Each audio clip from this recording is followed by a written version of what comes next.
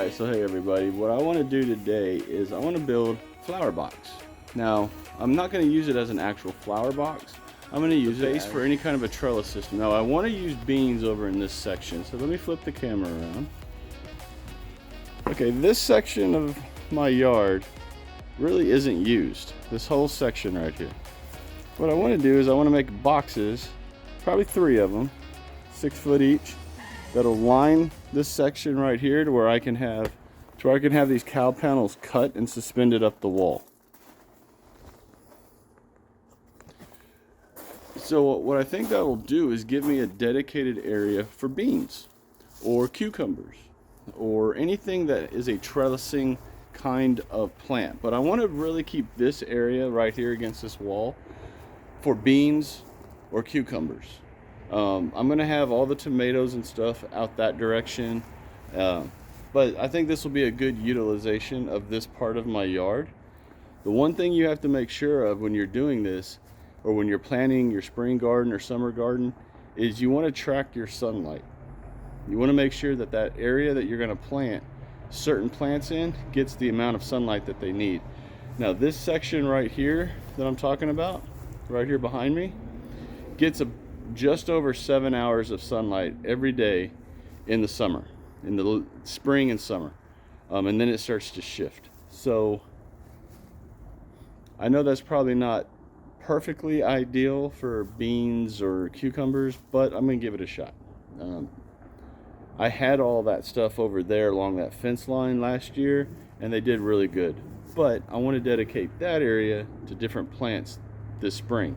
So I'm going to make raised beds, so I'm going to have a dedicated area for beans and cucumbers right here behind me against the house. So today let's make the first of the beds. Let's do it. Okay, so what I went ahead and did is I wanted to build the box out of something that would last. Now I didn't want to use treated wood, so I didn't get treated wood. I got cedar pickets. So these are 6 foot cedar pickets, and you'll see that I'm going to cut this top off right here. And I did that to all of them. All right, so what I'm going to do is I'm going to have 3 of these side by side as the base. I'm going to have 2 tall, boxed at the ends. And what that's going to do is give me a nice room left to right. It's going to give me good width and enough depth for the roots. So I'm pretty excited about this. I think it's going to work. And again, I use cedar because it has a natural ability to last longer than just untreated wood. I didn't want to get treated wood, so I went ahead and got cedar pickets. So we're going to give this a shot, put it all together, see what we get. All right, let's do it. Okay, first things first, I use these little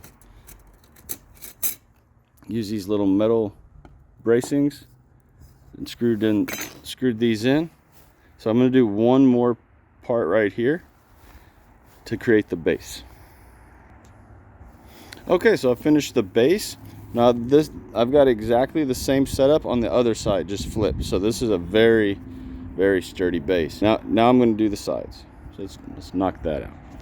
And hey, for me, nothing has to be perfect. I just need it to work. So if things are off just a little bit, I'm good with it.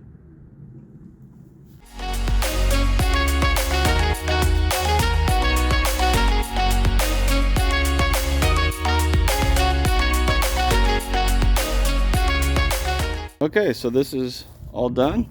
Now I just need to cut the sides here, get them on there, drill some drain holes, and we're good to go.